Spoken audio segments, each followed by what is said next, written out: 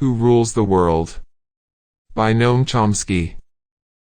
Introduction. Chapter 1. The Responsibility of Intellectuals, Redux. Chapter 2. Terrorists Wanted the World Over. Chapter 3. The Torture Memos and Historical Amnesia. Chapter 4. The Invisible Hand of Power. Chapter 5. American Decline, Causes and Consequences. Chapter 6. Is America Over? Chapter 7. Magna Carta, Its Fate, and Ours. Introduction. The question raised by the title of this book cannot have a simple and definite answer.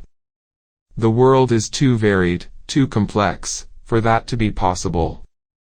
But it is not hard to recognize the sharp differences in ability to shape world affairs, and to identify the more prominent and influential actors. Among states, since the end of World War II, the United States has been by far the first among unequals, and remains so. It still largely sets the terms for global discourse, ranging from such concerns as Israel-Palestine, Iran, Latin America, the War on Terror, International Economic Organization, rights and justice, and others like them, to the ultimate issues of survival of civilization, nuclear war and environmental destruction. Its power, however, has been diminishing since it reached a historically unprecedented peak in 1945. And with the inevitable decline, Washington's power is to some extent shared within the de facto world government of the masters of the universe, to borrow the terms of the business press, referring to the leading state capitalist powers, the G7 countries, along with the institutions they control in the new imperial age, such as the International Monetary Fund and the global trade organizations. The masters of the universe are of course very far from representative of the populations of the dominant powers. Even in the more democratic states, the populations have only limited impact on policy decisions. In the United States, prominent researchers have produced compelling evidence that economic elites and organized groups representing business interests have substantial independent impacts on U.S. government policy, while average citizens and mass-based interest groups have little or no independent influence. The results of their studies, the authors conclude, provide substantial support for theories of economic elite domination and for theories of biased pluralism, but not for theories of majoritarian electoral democracy or majoritarian pluralism. Other studies have demonstrated that the large majority of the population, at the lower end of the income/wealth scale, are effectively excluded from the political system, their opinions and attitudes ignored by their formal representatives, while a tiny sector at the top has overwhelming influence, and that over a long period. Campaign funding is a remarkably good predictor of policy choices. One consequence is so-called apathy, not bothering to vote. It has a significant class correlation. Likely reasons were discussed 35 years ago by one of the leading scholars of electoral politics, Walter Dean Burnham. He related abstention to a crucial comparative peculiarity of the American political system: the total absence of a socialist or laborite mass party as an organized competitor in the electoral market, which, he argued, accounts for much of the class-skewed abstention rates, as well as the downplaying of policy options that may be supported by the general population but are opposed to elite interests. The observations reach to the present. In a close analysis of the 2014 election, Burnham and Thomas Ferguson show that rates of voting recall the earliest days of the 19th century, when voting rights were virtually restricted to propertied-free males. They conclude that both direct poll evidence and common sense confirm that huge numbers of Americans are now wary of both major political parties, and increasingly upset about prospects in the long term. Many are convinced that a few big interests control policy. They crave effective action to reverse long-term economic decline and runaway economic inequality, but nothing on the scale required will be offered to them by either of America's money-driven major parties. This is likely only to accelerate the disintegration of the political system evident in the 2014 congressional elections. In Europe, the decline of democracy is no less striking, as decision-making on crucial issues is shifted to the Brussels bureaucracy and the financial powers that it largely represents. Their contempt for democracy was revealed in the savage reaction in July 2015 to the very idea that the people of Greece might have a voice in determining the fate of their society, shattered by the brutal austerity policies of the Troika, the European Commission, the European Central Bank, and the International Monetary Fund, specifically the IMF's political actors, not its economists, who have been critical of the destructive policies. These austerity policies were imposed with the stated goal of reducing Greece's debt. Yet they have in fact increased the debt relative to GDP, while Greek's social fabric has been torn to shreds, and Greece has served as a funnel to transmit bailouts to French and German banks that made risky loans. There are few surprises here. Class war, typically one-sided, has a long and bitter history. At the dawn of the modern state capitalist era, Adam Smith condemned the masters of mankind of his day, the merchants and manufacturers of England, who were by far the principal architects of policy, and who made sure their own interests were most peculiarly attended to, no matter how grievous the effect on others, primarily the victims of their savage injustice abroad, but much of the population of England as well. The neoliberal era of the past generation has added its own touches to this classic picture, with the masters drawn from the top ranks of increasingly monopolized economies, the gargantuan and often predatory financial institutions, the multinationals protected by state power, and the political figures who largely represent their interests. Meanwhile, scarcely a day passes without new reports of ominous scientific discoveries about the pace of environmental destruction. It is not too comforting to read that, in the middle latitudes of the northern hemisphere, average temperatures are increasing at a rate that is equivalent to moving south about 10 meters, 30 feet, each day, a rate about 100 times faster than most climate change that we can observe in the geological record, and perhaps 1,000 times faster, according to other technical studies. No less grim is the growing threat of nuclear war. The well-informed former Defense Secretary William Perry, no Cassandra, regards the probability of a nuclear calamity as higher today than during the Cold War, when escape from unimaginable disaster was a near miracle. Meanwhile, the great powers doggedly pursue their programs of national insecurity, in the apt phrase of longtime CIA analyst Melvin Goodman. Perry is also one of those specialists who called on President Obama to kill the new cruise missile, a nuclear weapon with improved targeting and lower yield that might encourage limited nuclear war, quickly escalating by familiar dynamics to utter disaster. Worse yet, the new missile has both nuclear and non-nuclear variants, so that a foe under attack might assume the worst and overreact, initiating nuclear war.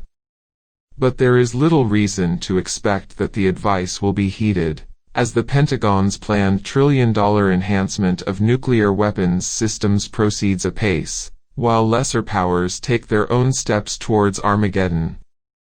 The foregoing remarks seem to me to sketch a fair approximation to the cast of primary characters. The chapters that follow seek to explore the question of who rules the world, how they proceed in their efforts, and where these lead, and how the underlying populations, to borrow Thorstein Veblen's useful phrase, may hope to overcome the power of business and nationalist doctrine and become, in his words, alive and fit to live. There is not much time. 1. The responsibility of intellectuals, Redux. Before thinking about the responsibility of intellectuals, it is worth clarifying to whom we are referring. The concept of intellectuals in the modern sense gained prominence with the 1898 Manifesto of the Intellectuals, produced by the Dreyfusards, who, inspired by Émile Zola's open letter of protest to France's president, condemned both the framing of French artillery officer Alfred Dreyfus for treason and the subsequent military cover-up. The Dreyfusard stance conveys the image of intellectuals as defenders of justice, confronting power with courage and integrity. But they were hardly seen that way at the time.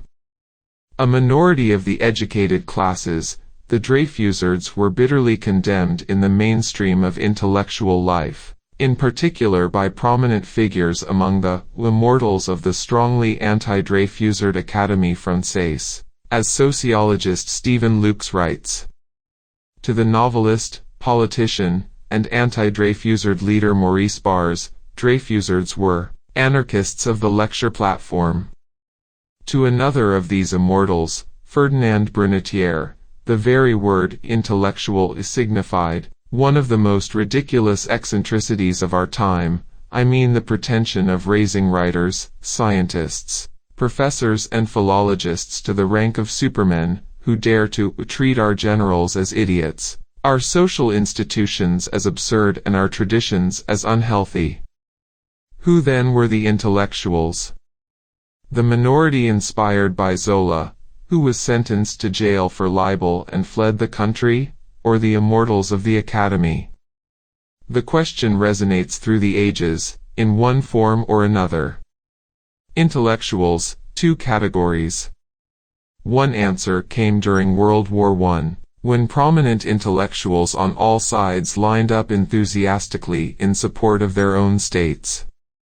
In their Manifesto of the 93, leading figures in one of the world's most enlightened states called on the West to have faith in us.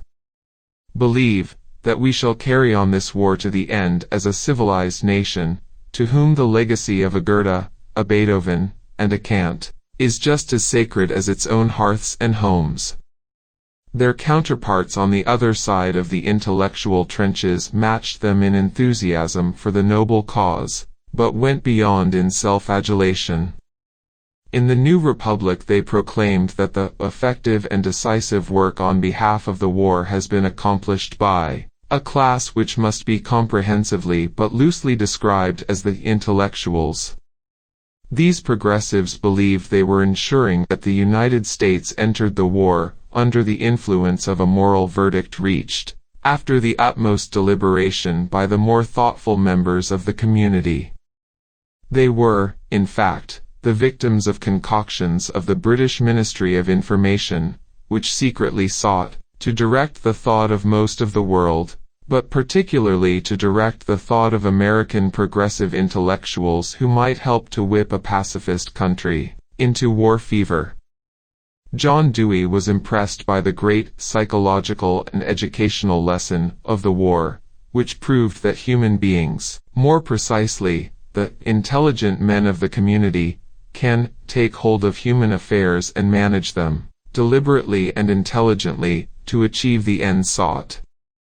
It took Dewey only a few years to shift from responsible intellectual of World War I to anarchist of the lecture platform, denouncing the unfree press, and questioning how far genuine intellectual freedom and social responsibility are possible on any large scale, under the existing economic regime. Not everyone towed the line so obediently, of course. Notable figures such as Bertrand Russell, Eugene Debs, Rosa Luxemburg, and Karl Liebknecht were, like Zola, sentenced to prison. Debs was punished with particular severity, a 10-year prison term for raising questions about President Wilson's war for Democracy and Human Rights. Wilson refused him amnesty after the war ended, though President Harding finally relented. Some dissidents, such as Thorstein Veblen, were chastised but treated less harshly. Veblen was fired from his position in the Food Administration after preparing a report showing that the shortage of farm labor could be overcome by ending Wilson's brutal persecution of unions, specifically the industrial workers of the world. Randolph Bourne was dropped by the progressive journals after criticizing the League of Benevolently Imperialistic Nations and their exalted endeavors. The pattern of praise and punishment is a familiar one throughout history. Those who line up in the service of the state are typically praised by the general intellectual community, and those who refuse to line up in service of the state are punished. In later years, the two categories of intellectuals were distinguished more explicitly by prominent scholars. The ridiculous eccentrics are termed value-oriented intellectuals, who pose a challenge to democratic government which is, potentially at least, as serious as those posed in the past by aristocratic cliques, fascist movements, and communist parties. Among other misdeeds, these dangerous creatures who devote themselves to the derogation of leadership, the challenging of authority, and even confront the institutions responsible for the indoctrination of the young. Some sink so far as to doubt the nobility of war aims, like Bourne. This castigation of the miscreants who defy authority and the established order was delivered by the scholars of the Liberal Internationalist Trilateral Commission. The Carter administration was largely drawn from their ranks, in their 1975 study The Crisis of Democracy. Like the New Republic progressives during the First World War, they extend the concept of intellectual beyond Brunetière to include the technocratic and policy-oriented intellectuals, responsible and serious thinkers who devote themselves to the constructive work of shaping policy within established institutions, and to ensuring that indoctrination of the young proceeds on course. What particularly alarmed the trilateral scholars was the excess of democracy during the time of troubles, the 1960s, when normally passive and apathetic parts of the population entered the political arena to advance their concerns. Minorities, women, the young, the old, working people, in short, the population, sometimes called the special interests. They are to be distinguished from those whom Adam Smith called the masters of mankind, who are the principal architects of government policy and who pursue their avile maxim, all for ourselves and nothing for other people. The role of the masters in the political arena is not deplored, or discussed, in the trilateral volume, presumably because the masters represent the national interest, like those who applauded themselves for leading the country to war, after the utmost deliberation by the more thoughtful members of the community had reached its moral verdict. To overcome the excessive burden imposed on the state by the special interests, the trilateralists called for more moderation in democracy, a return to passivity on the part of the less deserving, perhaps even a return to the happy days when Truman had been able to govern the country with the cooperation of a relatively small number of Wall Street lawyers and bankers, and democracy therefore flourished. The trilateralists could well have claimed that they were adhering to the original intent of the Constitution, intrinsically an aristocratic document designed to check the democratic tendencies of the period, by delivering power to a better sort of people and barring those who were not rich, well-born, or prominent from exercising political power, in the words of the historian Gordon Wood. In Madison's defense, however, we should recognize that his mentality was pre-capitalist. In determining that power should be in the hands of the wealth of the nation, the more capable set of men, he envisioned those men on the model of the enlightened statesman and benevolent philosopher of the imagined Roman world. They would be pure and noble, men of intelligence, patriotism, property, and independent circumstances, whose wisdom may best discern the true interest of their country, and whose patriotism and love of justice will be least likely to sacrifice it to temporary or partial considerations. So endowed, these men would refine and enlarge the public views, guarding the public interest against the mischiefs of democratic majorities. In a similar vein, the progressive Wilsonian intellectuals might have taken comfort in the discoveries of the behavioral sciences, explained in 1939 by the psychologist and education theorist Edward Thorndike. It is the great good fortune of mankind that there is a substantial correlation between intelligence and morality, including goodwill toward one's fellows. Consequently, our superiors in ability are on the average our benefactors, and it is often safer to trust our interests to them than to ourselves. A comforting doctrine, though some might feel that Adam Smith had the sharper eye. Reversing the values. The distinction between the two categories of intellectuals provides the framework for determining the responsibility of intellectuals. The phrase is ambiguous. Does it refer to their moral responsibility as decent human beings, in a position to use their privilege and status to advance the causes of freedom, justice, mercy, peace, and other such sentimental concerns? Or does it refer to the role they are expected to play as technocratic and policy-oriented intellectuals, not derogating but serving leadership and established institutions? Since power generally tends to prevail, it is those in the latter category who are considered the responsible intellectuals, while the former are dismissed or denigrated, at home, that is. With regard to enemies, the distinction between the two categories of intellectuals is retained, but with values reversed. In the old Soviet Union, the value-oriented intellectuals were perceived by Americans as honored dissidents, while we had only contempt for the apparatchiks and commissars, the technocratic and policy-oriented intellectuals. Similarly, in Iran we honor the courageous dissidents and condemn those who defend the clerical establishment. And so on elsewhere generally. In this way, the honorable term a dissident is used selectively.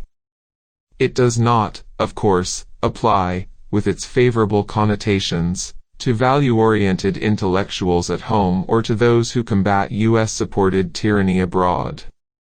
Take the interesting case of Nelson Mandela, who was only removed from the official State Department terrorist list in 2008, allowing him to travel to the United States without special authorization.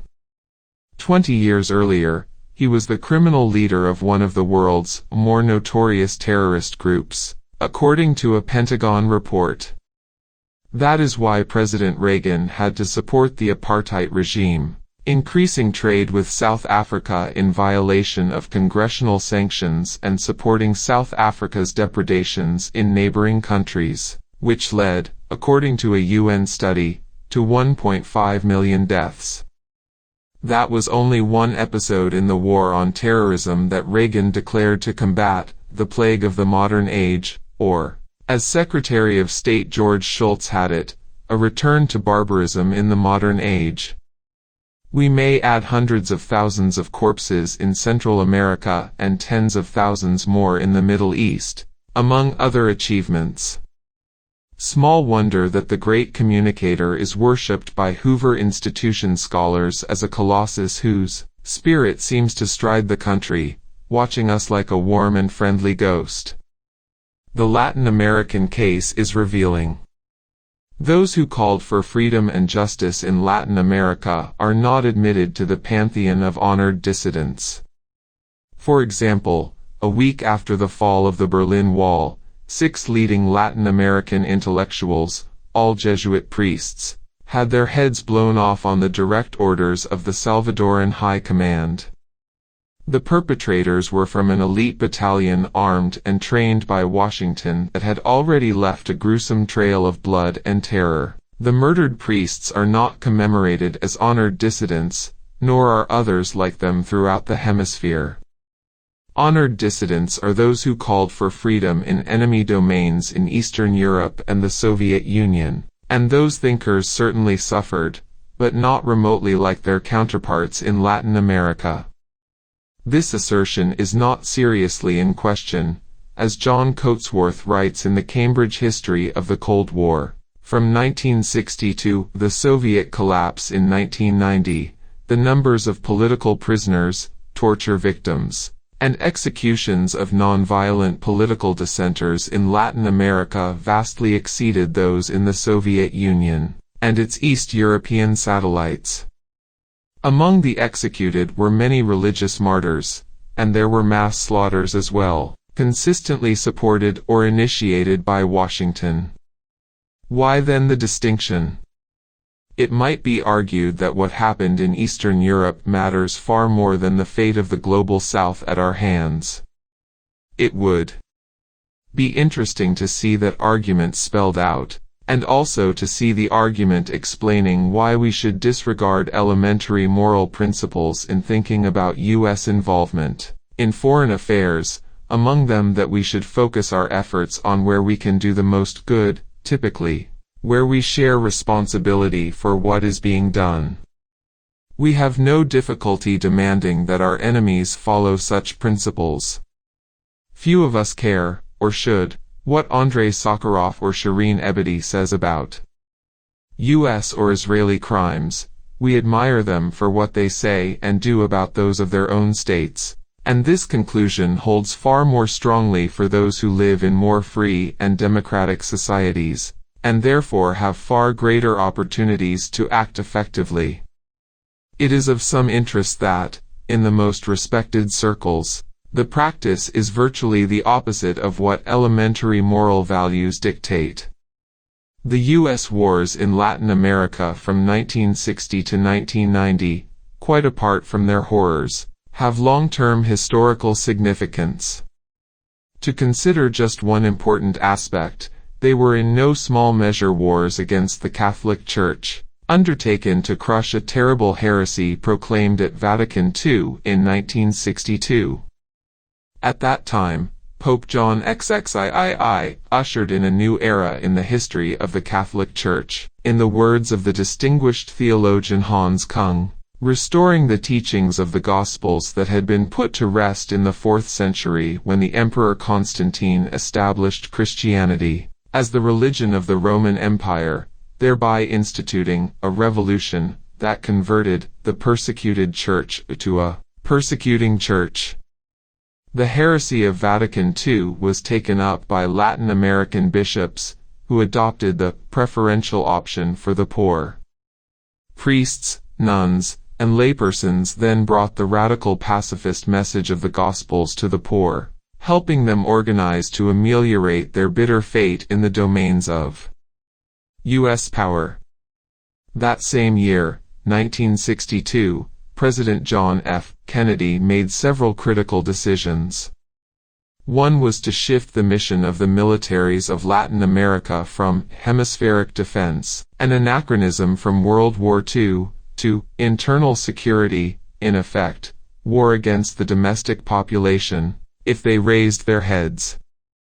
Charles Machling, Jr., who led U.S. counterinsurgency and internal defense planning from 1961 to 1966, describes the unsurprising consequences of the 1962 decision as a shift from toleration of the rapacity and cruelty of the Latin American military, to direct complicity in their crimes, to U.S. support for the methods of Heinrich Himmler's extermination squads. One major initiative was a military coup in Brazil, backed by Washington and implemented shortly after Kennedy's assassination, that instituted a murderous and brutal national security state there. The plague of repression then spread through the hemisphere, encompassing the 1973 coup that installed the Pinochet dictatorship in Chile and later the most vicious of all, the Argentine dictatorship, Ronald Reagan's favorite Latin American regime.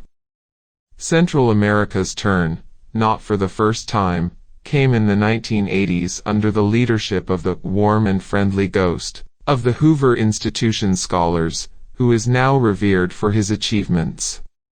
The murder of the Jesuit intellectuals as the Berlin Wall fell was a final blow in defeating the heresy of liberation theology, the culmination of a decade of horror in El Salvador that opened with the assassination, by much the same hands, of Archbishop Oscar Romero, a voice for the voiceless.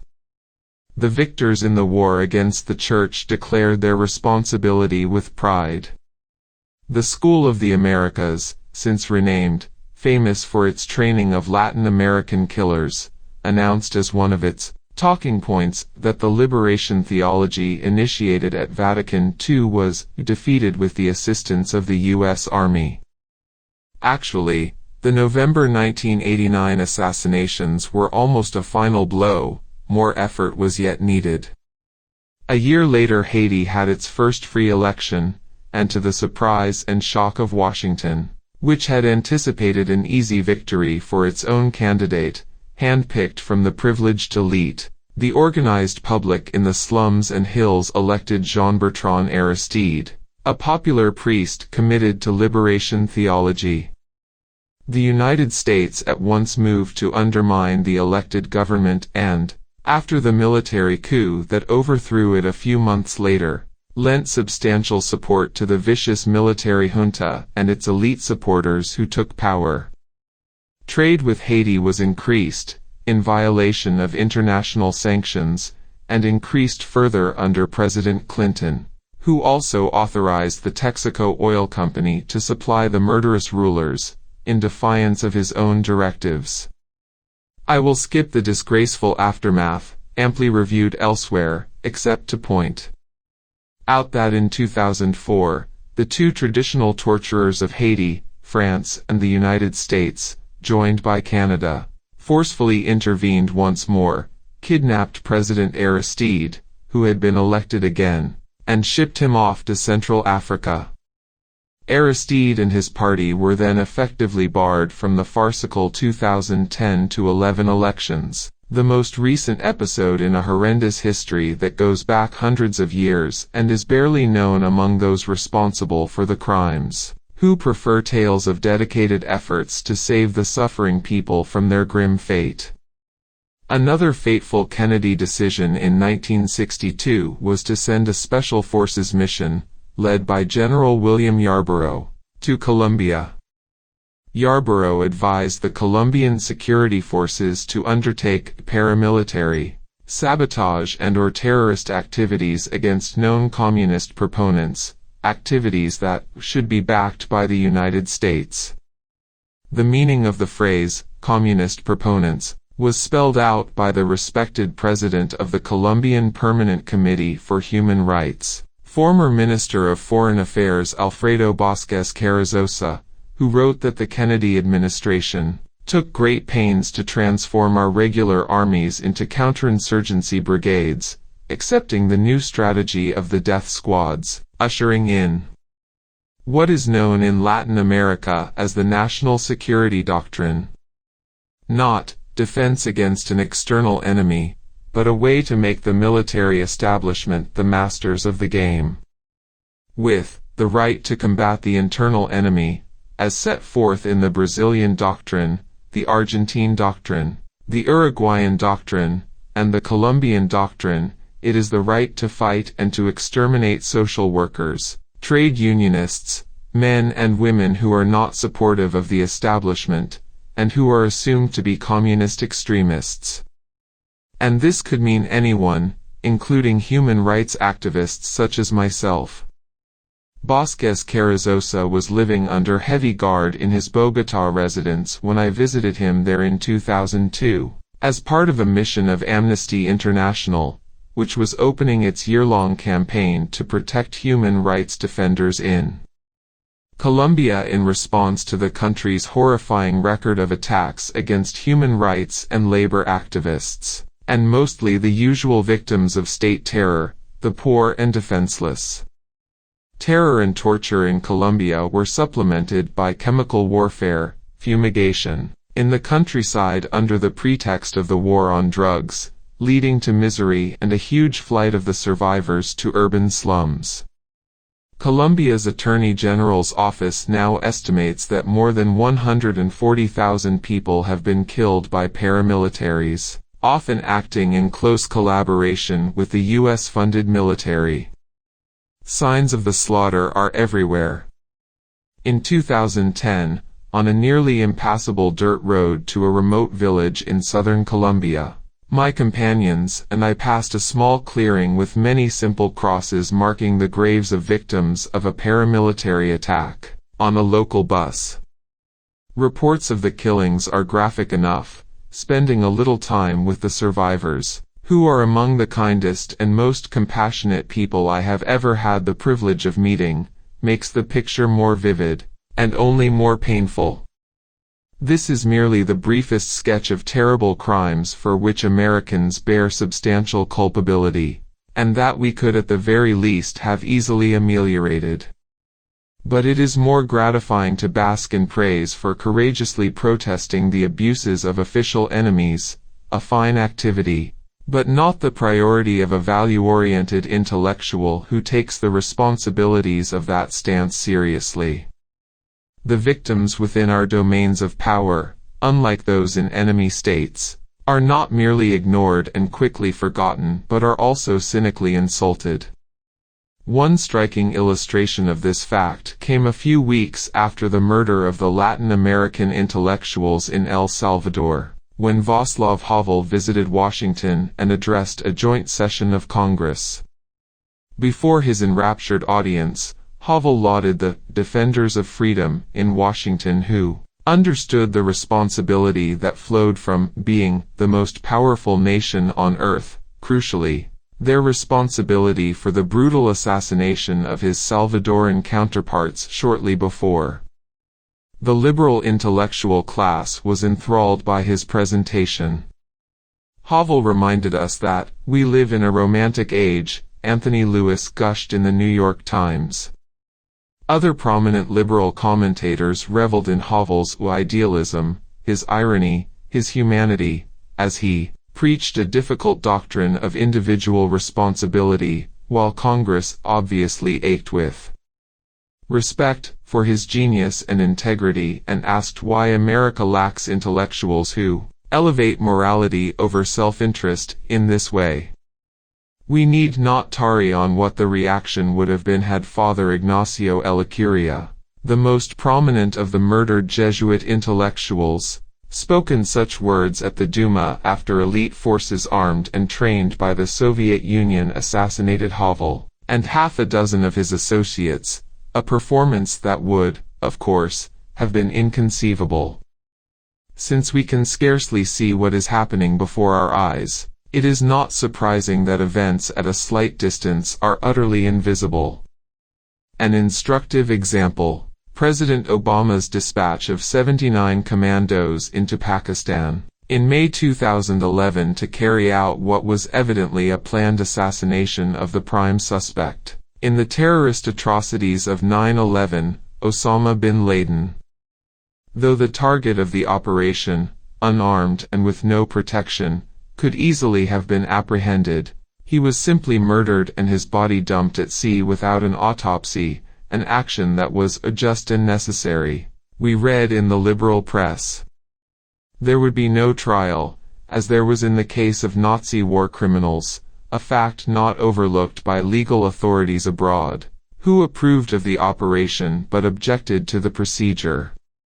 As Harvard professor Elaine Scarry reminds us, the prohibition on assassination in international law traces back to a forceful denunciation of the practice by Abraham Lincoln, who condemned the call for assassination as international outlawry in 1863, an outrage which civilized nations view with horror and that merits the sternest retaliation.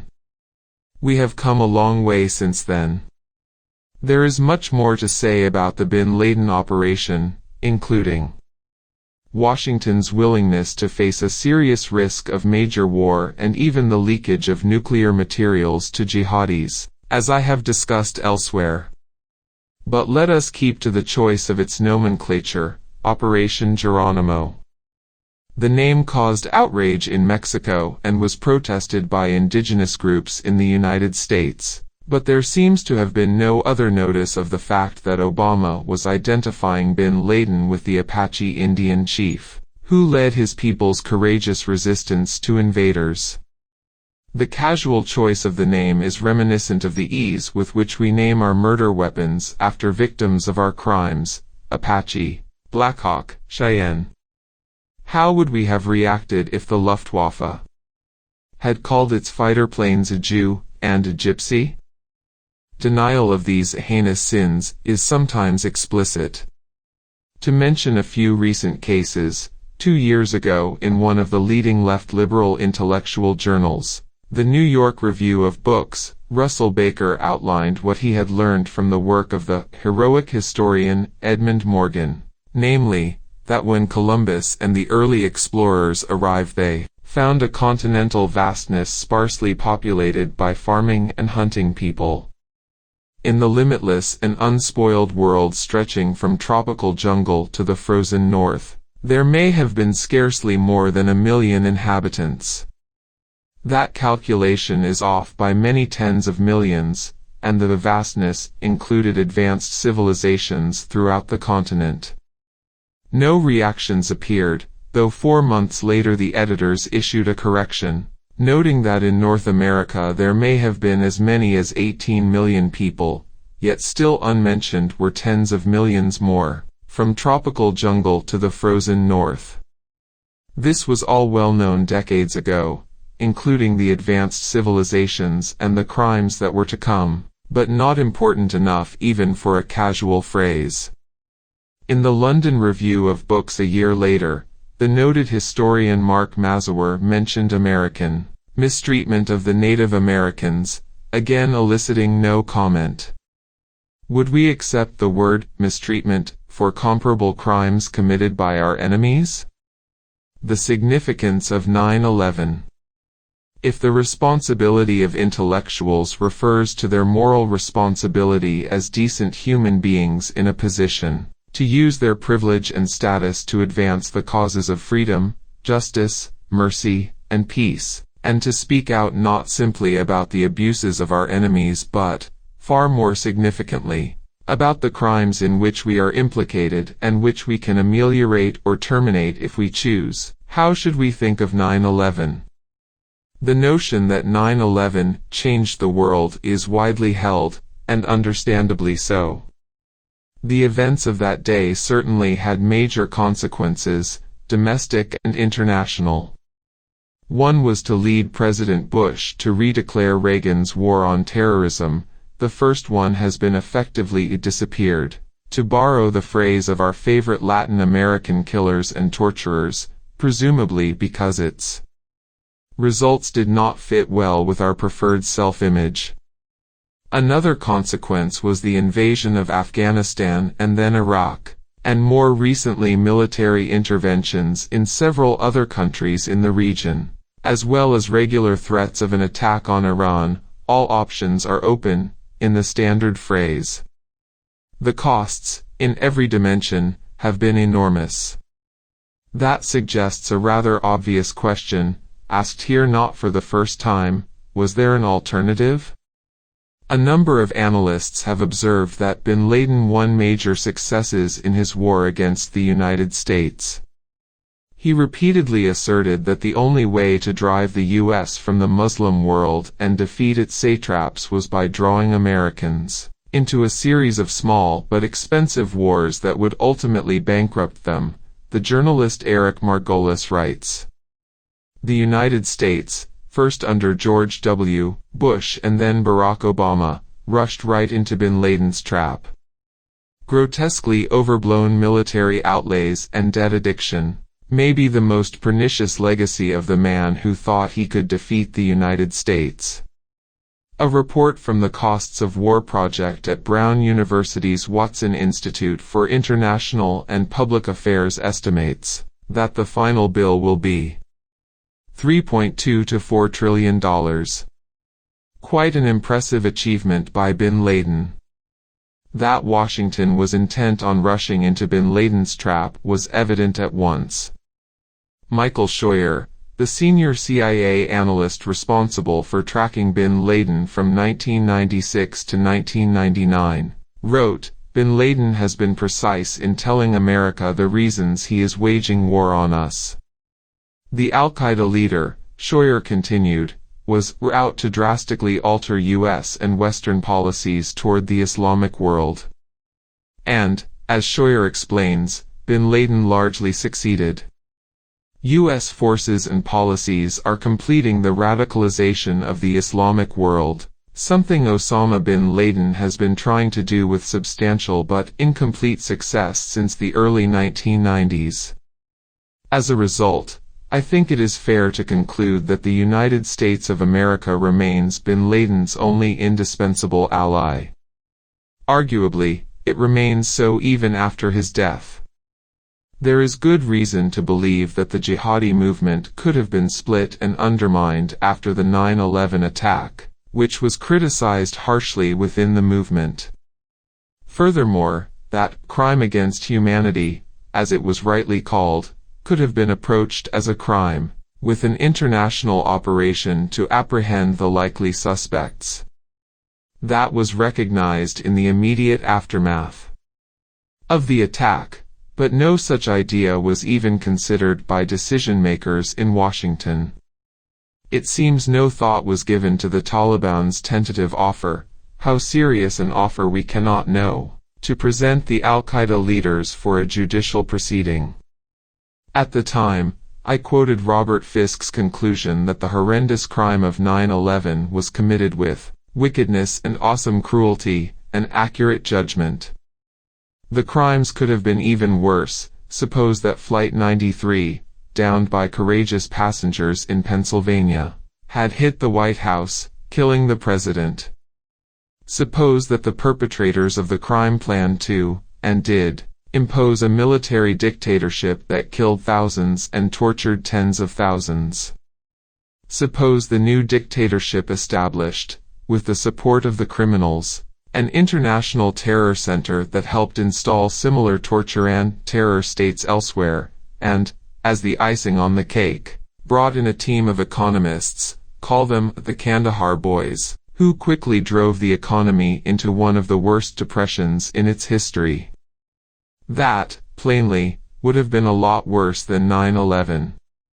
As we all should know, this is not a thought experiment. It happened. I am, of course, referring to what in Latin America is often called the first 9/11, September 11, 1973, when the United States succeeded in its intensive efforts to overthrow the democratic government of Salvador Allende in Chile, via the military coup that placed General Augusto Pinochet's ghastly regime in office. The dictatorship then installed the Chicago Boys, economists trained at the University of Chicago, to reshape Chile's economy. Consider the economic destruction and the torture and kidnappings, and multiply the numbers killed by 25 to yield per capita equivalents, and you will see just how much more devastating the first 9/11 was. The goal of the overthrow, in the words of the Nixon administration, was to kill the virus that might encourage all those foreigners who are out to screw us by trying to take over their own resources and, more generally, to pursue a policy of independent development along lines disliked by Washington. In the background was the conclusion of Nixon's National Security Council that if the United States could not control Latin America, it could not expect to achieve a successful order elsewhere in the world. Washington's credibility would be undermined, as Henry Kissinger put it. The first 9/11, unlike the second, did not change the world. It was nothing of very great consequence, Kissinger assured his boss a few days later. And judging by how it figures in conventional history, his words can hardly be faulted, though the survivors may see the matter differently. These events of little consequence were not limited to the military coup that destroyed Chilean democracy, and set in motion the horror story that followed. As already discussed, the first 9/11 was just one act in the drama that began in 1962, when Kennedy shifted the mission of the Latin American militaries to internal security. The shattering aftermath is also of little consequence. The familiar pattern when history is guarded by responsible intellectuals. Intellectuals and their choices. Returning to the two categories of intellectuals, it seems to be close to a historical universal that conformist intellectuals, the ones who support official aims and ignore or rationalize official crimes, are honored and privileged in their own societies, while the value-oriented are punished in one way or another. The pattern goes back to the earliest records. It was the man accused of corrupting the youth of Athens who drank the hemlock, much as Dreyfusards were accused of corrupting souls, and, in due course, society as a whole, and the value-oriented intellectuals of the 1960s were charged with interference with indoctrination of the young. In the Hebrew scriptures there are figures who by contemporary standards are dissident intellectuals, called prophets, in the English translation. They bitterly angered the establishment with their critical geopolitical analysis, their condemnation of the crimes of the powerful, their calls for justice and concern for the poor and suffering. King Ahab, the most evil of the kings, denounced the prophet Elijah as a hater of Israel, the first self-hating Jew, or anti-American, in the modern counterparts.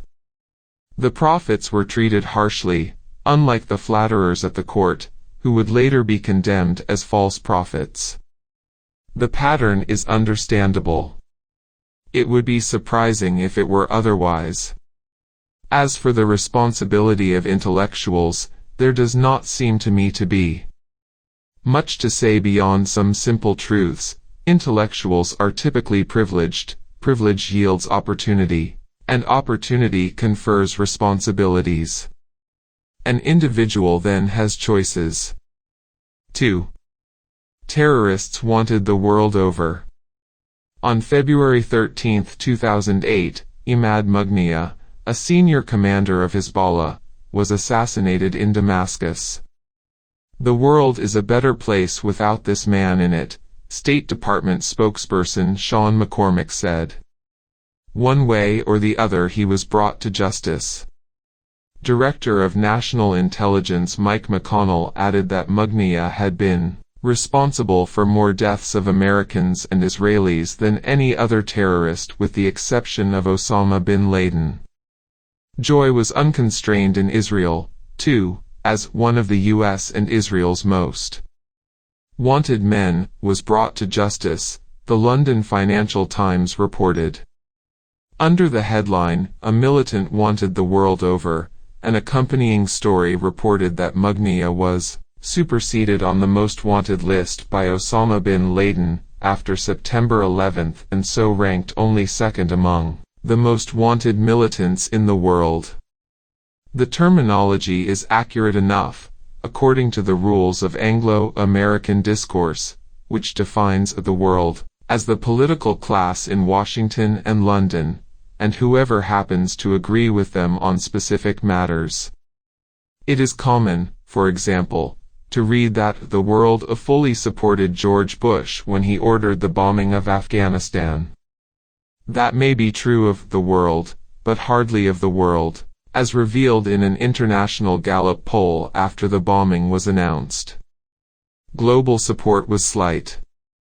In Latin America, which has some experience with U.S. behavior, support ranged from 2% in Mexico to 16% in Panama, and that support was conditional upon the culprits being identified. They still weren't 8 months later, the FBI reported, and civilian targets being spared. They were attacked at once. There was an overwhelming preference in the world for diplomatic/judicial measures, rejected out of hand by the world.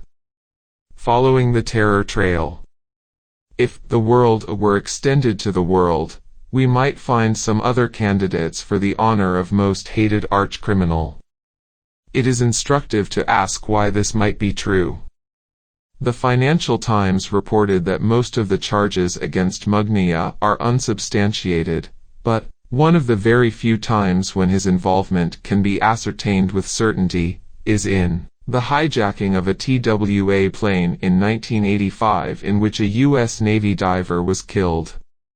This was one of two terrorist atrocities that led newspaper editors, in a poll, to select terrorism in the Middle East as the top story of 1985. The other was the hijacking of the passenger liner Achille Lauro, in which a crippled American, Leon Klinghoffer, was brutally murdered. That reflects the judgment of the world. It may be that the world saw matters somewhat differently. The Achille Lauro hijacking was a retaliation for the bombing of Tunis ordered a week earlier by Israeli Prime Minister Shimon Peres. Among other atrocities, his air force killed 75 Tunisians and Palestinians with smart bombs that tore them to shreds, as vividly reported from the scene by the prominent Israeli journalist Amnon Kapiliok. Washington cooperated by failing to warn its ally Tunisia that the bombers were on the way, though the Sixth Fleet and U.S. intelligence could not have been unaware of the impending attack. Secretary of State George Shultz informed Israeli Foreign Minister Yitzhak Shamir that Washington had considerable sympathy for the Israeli action, which, to general approbation, he termed a legitimate response to terrorist attacks. A few days later, the UN Security Council unanimously denounced the bombing as an act of armed aggression, with the United States abstaining. Aggression is, of course, a far more serious crime than international terrorism. But giving the United States and Israel the benefit of the doubt, let us keep to the lesser charge against their leadership. A few days after, Peres went to Washington to consult with the leading international terrorist of the day, Ronald Reagan, who denounced the evil scourge of terrorism, again to general acclaim from the world. The terrorist attacks that Shultz and Peres offered as the pretext for the bombing of Tunis were the killings of 3 Israelis in Larnaca, Cyprus. The killers, as Israel conceded, had nothing to do with Tunis, though they might have had Syrian connections. Tunis was a preferable target, however, it was defenseless, unlike Damascus. And there was an extra benefit: more exiled Palestinians could be killed there. The Larnaca killings, in turn, were regarded as retaliation by the perpetrators. They were a response to regular Israeli hijackings in international waters in which many victims were killed, and many more kidnapped, commonly to be held for long periods without charge in Israeli prisons. The most notorious of these prisons has been the secret prison/torture chamber Facility 1391. A good deal can be learned about it from the Israeli and foreign press. Such regular Israeli crimes are, of course, known to editors of the national press in the United States, and occasionally receive some casual mention. Klinghoffer's murder was properly viewed with horror and is very famous.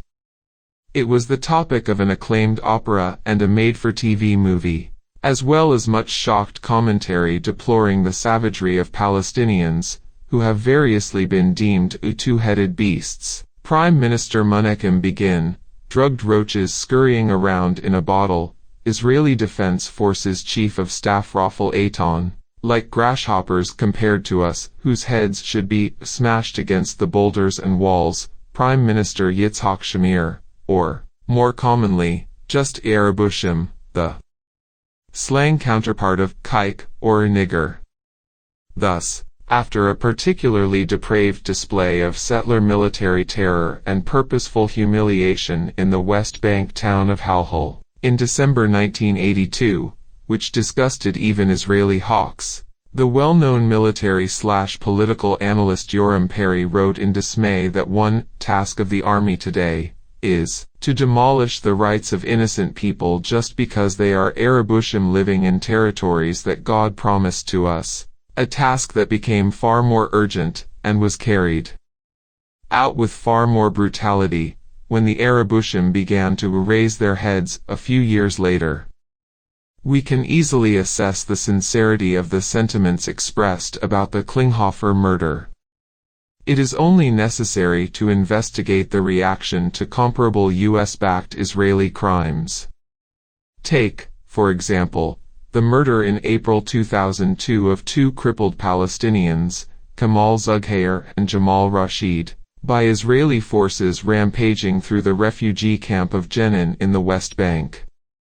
Zughair's crushed body and the remains of his wheelchair were found by British reporters, along with the remains of the white flag he was holding when he was shot dead while seeking to flee the Israeli tanks, which then drove over him, ripping his face in two and severing his arms and legs.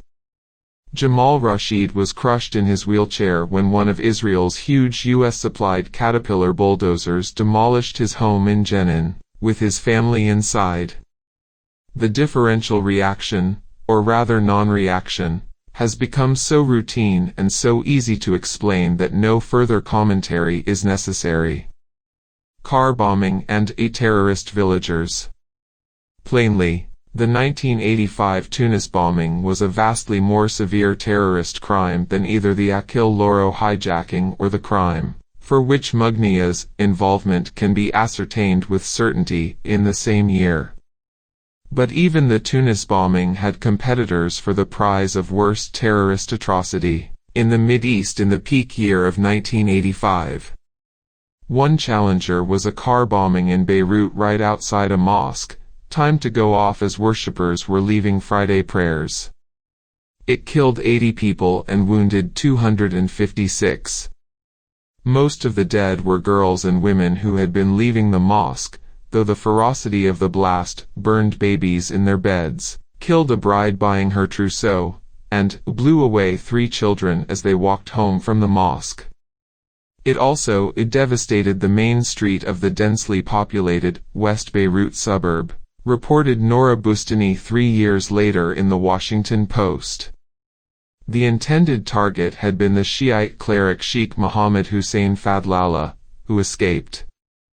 The bombing was carried out by Reagan's CIA and his Saudi allies, with Britain's help, and was specifically authorized by CIA Director William Casey, according to Washington Post reporter Bob Woodward's account in his book Veil, The Secret Wars of the CIA, 1981 to 1987. Little is known beyond the bare facts, thanks to rigorous adherence to the doctrine that we do not investigate our own crimes, unless they become too prominent to suppress, and the inquiry can be limited to some low-level bad apples who were, naturally, out of control. A third competitor for the 1985 Mideast Terrorism Prize was Prime Minister Peres's Iron Fist operations in southern Lebanese territories then occupied by Israel in violation of Security Council orders. The targets were what the Israeli High Command called terrorist villagers. Peres's crimes in this case sank to new depths of calculated brutality and arbitrary murder, in the words of a Western diplomat familiar with the area, an assessment amply supported by direct coverage. They are, however, of no interest to the world, and therefore remain uninvestigated, in accordance with the usual conventions.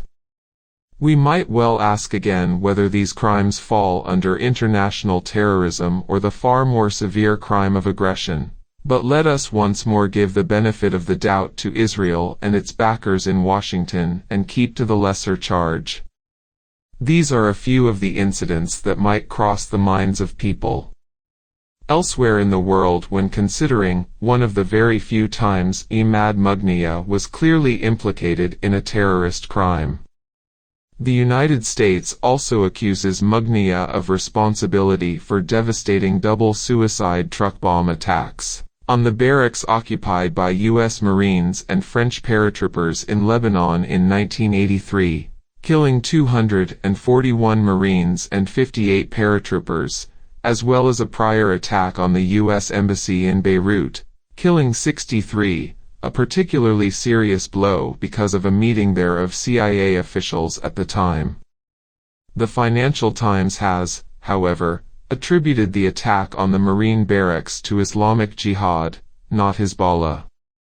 Fawaz Gerges, one of the leading scholars on the jihadi movements and on Lebanon, has written that responsibility was taken by an unknown group called Islamic Jihad.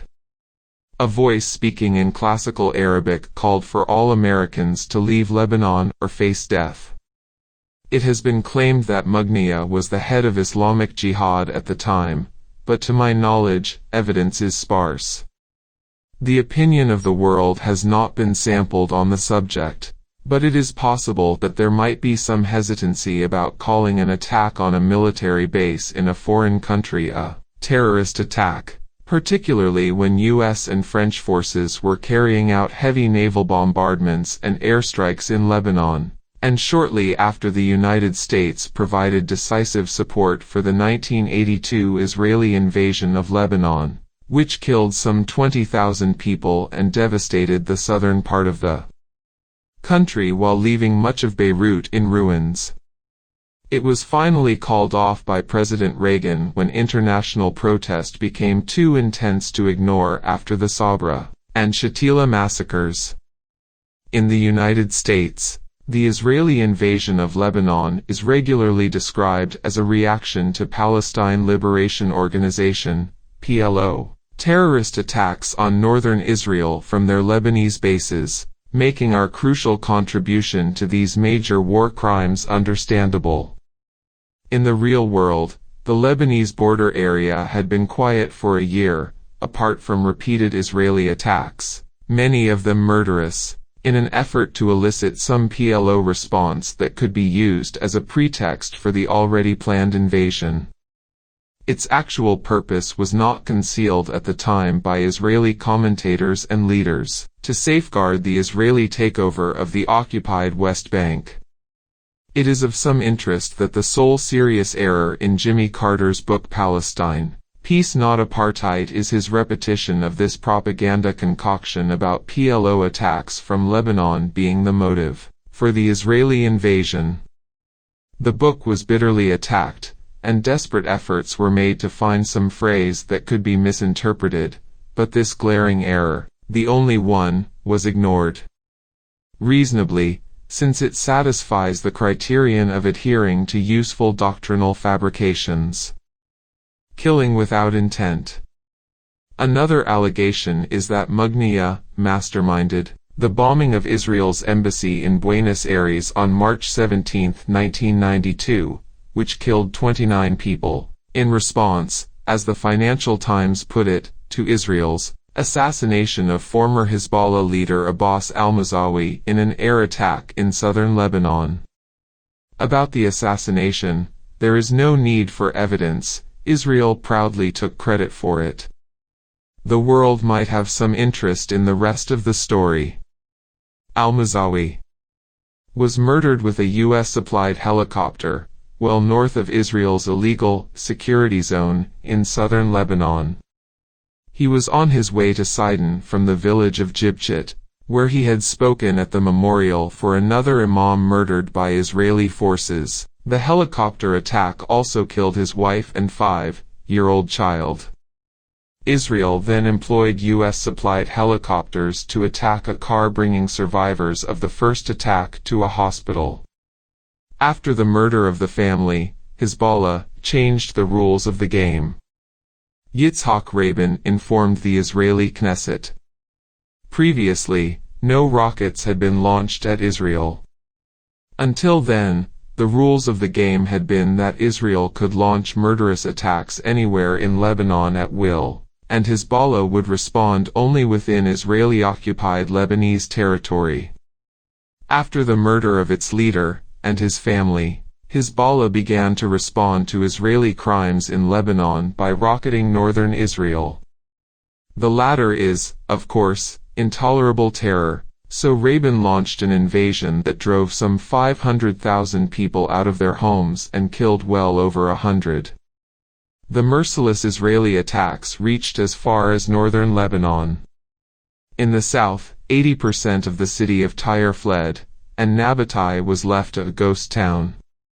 The village of Jibchit was about 70% destroyed, according to an Israeli army spokesperson, who explained that the intent was to destroy the village completely because of its importance to the Shiite population of southern Lebanon. The general goal was to wipe the villages from the face of the earth and sow destruction around them. As a senior officer of the Israeli Northern Command described the operation, Jibchit may have been a particular target because it was the home of Sheikh Abdul Karim Abaid, kidnapped and brought to Israel several years earlier. Abaid's home received a direct hit from a missile, British journalist Robert Fisk reported, although the Israelis were presumably gunning for his wife and 3 children. Those who had not escaped hid in terror, wrote Mark Nicholson in the Financial Times, because any visible movement inside or outside their houses is likely to attract the attention of Israeli artillery spotters, who were pounding their shells repeatedly and devastatingly into selected targets.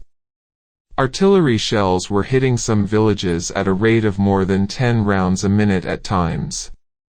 All of these actions received the firm support of President Bill Clinton, who understood the need to instruct the Arabushim sternly on the rules of the game. And Rabin emerged as another grand hero and a man of peace, so different from the 2-legged beasts, grasshoppers, and drugged roaches. The world might find such facts of interest in connection with the alleged responsibility of Mugniya for the retaliatory terrorist act in Buenos Aires. Other charges include that Mugniya helped prepare Hezbollah defenses against the 2006 Israeli invasion of Lebanon, evidently an intolerable terrorist crime by the standards of the world. The more vulgar apologists for U.S. and Israeli crimes solemnly explain that, while Arabs purposely kill civilians, the U.S. and Israel, being democratic societies, do not intend to do so. Their killings are just accidental ones, hence not at the level of moral depravity of their adversaries. That was, for example, the stand of Israel's High Court of Justice when it recently authorized severe collective punishment of the people of Gaza, by depriving them of electricity, hence also water, sewage disposal, and other such basics of civilized life. The same line of defense is common with regard to some of Washington's past peccadillos, like the missile attack that in 1998 destroyed the Al-Shifa pharmaceutical plant in Sudan. The attack apparently led to the deaths of tens of thousands of people, but without intent to kill them, hence it was not a crime on the order of intentional killing. In other words, we can distinguish 3 categories of crimes: murder with intent, accidental killing, and murder with foreknowledge but without specific intent. Israeli and U.S. atrocities typically fall into the 3rd category. Thus, when Israel destroys Gaza's power supply or sets up barriers to travel in the West Bank, it does not specifically intend to murder the particular people who will die from polluted water, or in ambulances that cannot reach hospitals. And when Bill Clinton ordered the bombing of the Al-Shifa plant, it was obvious that it would lead to a humanitarian catastrophe. Human Rights Watch immediately informed him of this, providing details. Nevertheless, he and his advisors did not intend to kill specific people among those who would inevitably die when half the pharmaceutical supplies were destroyed in a poor African country that could not replenish them. Rather, they and their apologists regarded Africans much as we do the ants we crush while walking down a street. We are aware, if we bother to think about it, that it is likely to happen, but we do not intend to kill them because they are not worthy of such consideration. Needless to say, comparable attacks by Arabushim in areas inhabited by human beings are regarded rather differently. If, for a moment, we can adopt the perspective of the world, we might ask which criminals are wanted the world over. 3. The torture memos and historical amnesia. The torture memos released by the White House in 2008-9 elicited shock, indignation, and surprise. The shock and indignation are understandable, particularly the testimony in the Senate Armed Services Committee report on Dick Cheney and Donald Rumsfeld's desperation to find links between Iraq and al-Qaeda, links that were later concocted as justification for the invasion. Former Army psychiatrist Major Charles Burney testified that, "A large part of the time we were focused on trying to establish a link between al-Qaeda and Iraq. The more frustrated people got in not being able to establish this link, there was more and more pressure to resort to measures that might produce more immediate results, that is, torture." McClatchy reported that a former senior intelligence official familiar with the interrogation issue added that, "The Bush administration applied relentless pressure on interrogators to use harsh methods on detainees in part to find evidence of cooperation between al-Qaeda and the late Iraqi dictator Saddam Hussein's regime." Cheney and Rumsfeld demanded that the interrogators find evidence of al-Qaeda-Iraq collaboration. There was constant pressure on the intelligence agencies and the interrogators to do whatever it took to get that information out of the detainees, especially the few high-value ones we had, and when people kept coming up empty, they were told by Cheney's and Rumsfeld's people to push harder. These were the most significant revelations from the Senate inquiry, and they were barely reported. While such testimony about the viciousness and deceit of the administration should indeed be shocking, the surprise at the general picture revealed is nonetheless surprising. For one thing, even without inquiry it was reasonable to suppose that Guantanamo was a torture chamber. Why else send prisoners where they would be beyond the reach of the law, a place, incidentally, that Washington is using in violation of a treaty forced on Cuba at the point of a gun? Security reasons were, of course, alleged, but they remain hard to take seriously.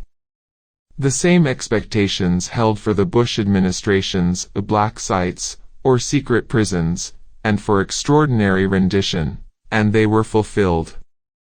More importantly, torture has been routinely practiced from the early days of the conquest of the national territory, and continued to be used as the imperial ventures of the infant empire, as George Washington called the new republic, extended to the Philippines, Haiti, and elsewhere. Keep in mind as well that torture was the least of the many crimes of aggression, terror, subversion, and economic strangulation that have darkened U.S. history, much as in the case of other great powers.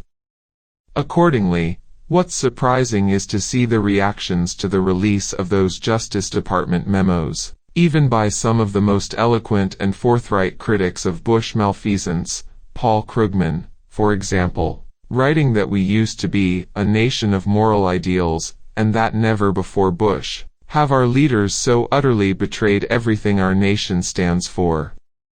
To say the least, that common view reflects a rather slanted version of American history. Occasionally, the conflict between what we stand for and what we do has been forthrightly addressed. One distinguished scholar who undertook the task was Hans Morgenthau, a founder of realist international relations theory. In a classic study published in 1964 in the glow of Kennedy's Camelot, Morgenthau developed the standard view that the United States has a transcendent purpose, establishing peace and freedom at home and indeed everywhere, since the arena within which the United States must defend and promote its purpose has become worldwide. But as a scrupulous scholar, he also recognized that the historical record was radically inconsistent with that transcendent purpose. We should not be misled by that discrepancy, advised Morgenthau. We should not confound the abuse of reality with reality itself. Reality is the unachieved national purpose, revealed by the evidence of history as our minds reflect it. What actually happened was merely the abuse of reality. To confound the abuse of reality with reality is akin to the error of atheism, which denies the validity of religion on similar grounds, an apt comparison. The release of the torture memos led others to recognize the problem. In the New York Times, columnist Roger Cohen reviewed a new book, The Myth of American Exceptionalism, by British journalist Godfrey Hodgson, who concluded that the United States is just one great, but imperfect, country among others. Cohen agreed that the evidence supports Hodgson's judgment, but nonetheless regarded as fundamentally mistaken Hodgson's failure to understand that America was born as an idea, and so it has to carry that idea forward. The American idea is revealed in the country's birth as a city on a hill, an inspirational notion that resides deep in the American psyche, and by the distinctive spirit of American individualism and enterprise, demonstrated in the Western expansion. Hodgson's error, it seems, is that he was keeping to the distortions of the American idea in recent decades, the abuse of reality. Let us then turn to reality itself, the idea of America from its earliest days. Come over and help us. The inspirational phrase, "a city on a hill," was coined by John Winthrop in 1630, borrowing from the Gospels, as he outlined the glorious future of a new nation, ordained by God.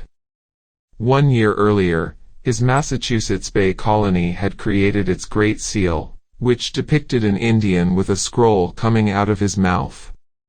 On that scroll are the words, "Come over and help us." The British colonists were thus benevolent humanists, responding to the pleas of the miserable natives to be rescued from their bitter pagan fate. The Great Seal is, in fact, a graphic representation of the idea of America from its birth. It should be exhumed from the depths of the American psyche and displayed on the walls of every classroom. It should certainly appear in the background of all of the Kim Il-sung style worship of that savage murderer and torturer Ronald Reagan, who blissfully described himself as the leader of a shining city on the hill, while orchestrating some of the more ghastly crimes of his years in office, notoriously in Central America but elsewhere as well.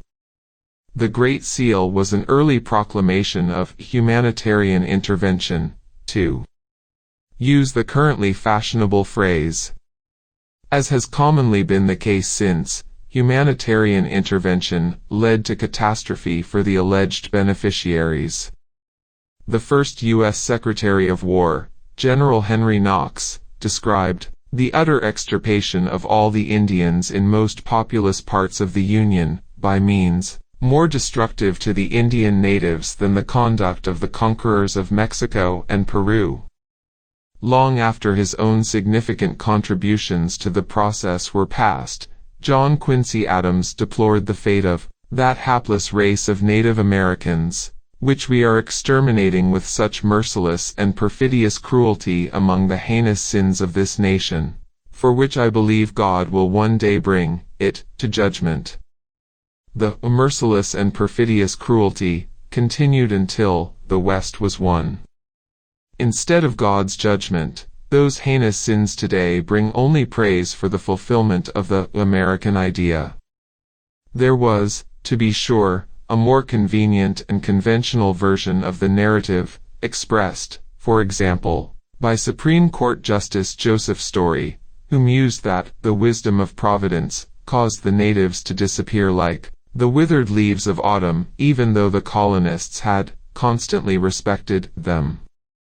The conquest and settling of the West indeed showed individualism and enterprise, settler colonialist enterprises, the cruelest form of imperialism, commonly do. The results were hailed by the respected and influential Senator Henry Cabot Lodge in 1898.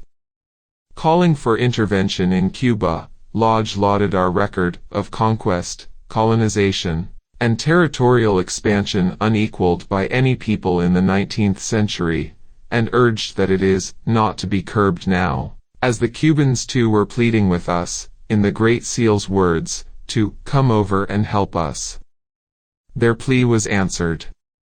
The United States sent troops, thereby preventing Cuba's liberation from Spain and turning it into a virtual U.S. colony, as it remained until 1959.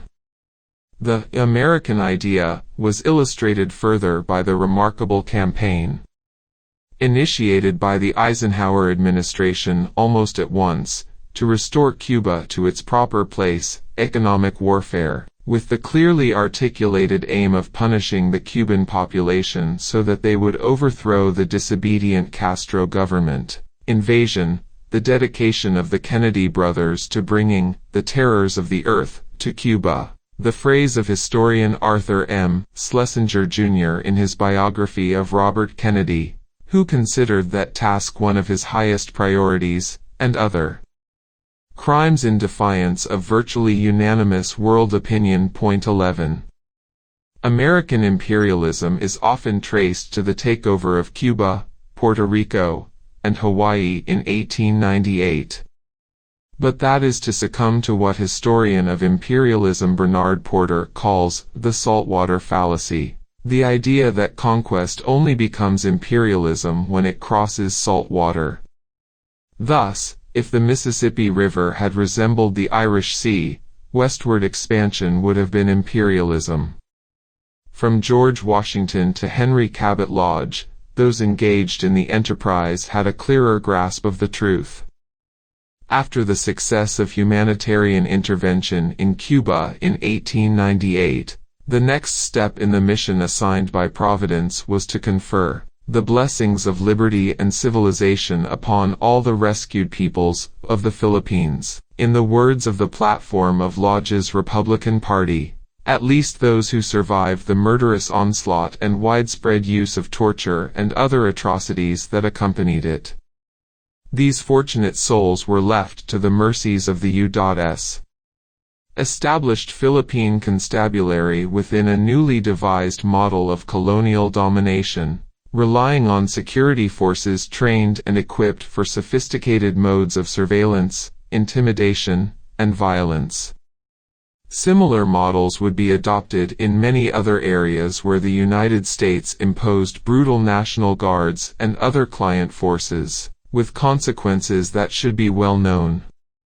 The torture paradigm. Over the past 60 years, victims worldwide have endured the CIA's torture paradigm, developed at a cost that reached $1 billion annually, according to historian Alfred McCoy in his book A Question of Torture. He shows how torture methods the CIA developed in the 1950s surfaced with little change in the infamous photos from Iraq's Abu Ghraib prison. There is no hyperbole in the title of Jennifer Harberry's penetrating study of the U.S. torture record, Truth, Torture, and the American Way. It is highly misleading, to say the least, when investigators of the Bush gang's descent into the global sewers lament that, in waging the war against terrorism, America had lost its way. None of this is to say that Bush/Cheney/Rumsfeld et al. Did not introduce important innovations. In ordinary American practice, torture was largely farmed out to subsidiaries, not carried out by Americans directly in their own government-established torture chambers. As Alan Nairn, who has done some of the most revealing and courageous investigations of torture, points out, what the Obama ban on torture ostensibly knocks off is that small percentage of torture now done by Americans, while retaining the overwhelming bulk of the system's torture, which is done by foreigners under U.S. patronage. Obama could stop backing foreign forces that torture, but he has chosen not to do so. Obama did not shut down the practice of torture, Nairn observes, but merely repositioned it, restoring it to the American norm, a matter of indifference to the victims. Since Vietnam, the U.S. has mainly seen its torture done for it by proxy. Paying, arming, training and guiding foreigners doing it, but usually being careful to keep Americans at least one discrete step removed. Obama's ban doesn't even prohibit direct torture by Americans outside environments of armed conflict, which is where much torture happens anyway since many repressive regimes aren't in armed conflict. His is a return to the status quo ante, the torture regime of Ford through Clinton, which, year by year, often produced more US-backed strap-down agony than was produced during the Bush/Cheney years. Sometimes the American engagement in torture was even more indirect. In a 1980 study, Latin Americanist Lars Schultz found that U.S. aid has tended to flow disproportionately to Latin American governments which torture their citizens, to the hemisphere's relatively egregious violators of fundamental human rights. That trend included military aid, was independent of need, and ran through the Carter years. Broader studies by Edward Herman found the same correlation, and also suggested an explanation. Not surprisingly, U.S. aid tends to correlate with a favorable climate for business operations, commonly improved by the murder of labor and peasant organizers and human rights activists and other such actions, yielding a secondary correlation between aid and egregious violation of human rights. These studies took place before the Reagan years, when the topic became not worth studying because the correlations were so clear. Small wonder that President Obama advises us to look forward, not backward, a convenient doctrine for those who hold the clubs. Those who are beaten by them tend to see the world differently, much to our annoyance. Adopting Bush's positions. An argument can be made that implementation of the CIA's torture paradigm never violated the 1984 United Nations Convention Against Torture, at least as Washington interpreted it. McCoy points out that the highly sophisticated CIA paradigm, developed at enormous cost in the 1950s and 1960s and based on the KGB's most devastating torture technique, kept primarily to mental torture, not crude physical torture, which was considered less effective in turning people into pliant vegetables. McCoy writes that the Reagan administration carefully revised the International Torture Convention, with 4 detailed diplomatic reservations, focused on just one word in the convention's 26 printed pages, the word mental. He continues, these intricately constructed diplomatic reservations redefined torture, as interpreted by the United States, to exclude sensory deprivation and self-inflicted pain, the very techniques the CIA had refined at such great cost. When Clinton sent the UN Convention to Congress for ratification in 1994, he included the Reagan reservations. The President and Congress therefore exempted the core of the CIA torture paradigm from the U.S. interpretation of the Torture Convention, and those reservations, McCoy observes, were reproduced verbatim in domestic legislation enacted to give legal force to the UN Convention. That is the political landmine that detonated with such phenomenal force in the Abu Ghraib scandal and in the shameful Military Commissions Act that was passed with bipartisan support in 2006. Bush, of course, went beyond his predecessors in authorizing prima facie violations of international law, and several of his extremist innovations were struck down by the courts. While Obama, like Bush, eloquently affirms our unwavering commitment to international law, he seems intent on substantially reinstating the extremist Bush measures. In the important case of Boumediene v. Bush in June 2008, the Supreme Court rejected as unconstitutional the Bush administration's claim that prisoners in Guantanamo are not entitled to the right of habeas corpus. Glenn Greenwald reviewed the aftermath of the case in Ceylon. Seeking to preserve the power to abduct people from around the world and imprison them without due process, the Bush administration decided to ship them to the U.S. prison at Bagram Airfield in Afghanistan, treating the Boumediene ruling, grounded in our most basic constitutional guarantees, as though it was some sort of a silly game. Fly your abducted prisoners to Guantanamo and they have constitutional rights, but fly them instead to Bagram and you can disappear them forever with no judicial process. Obama adopted the Bush position, filing a brief in federal court that, in 2 sentences, declared that it embraced the most extremist Bush theory on this issue, arguing that prisoners flown to Bagram from anywhere in the world, in the case in question, Yemenis and Tunisians captured in Thailand and the United Arab Emirates, can be imprisoned indefinitely with no rights of any kind, as long as they are kept in Bagram rather than Guantanamo. Shortly after, a Bush-appointed federal judge rejected the Bush/Obama position and held that the rationale of Boumediene applies every bit as much to Bagram as it does to Guantanamo.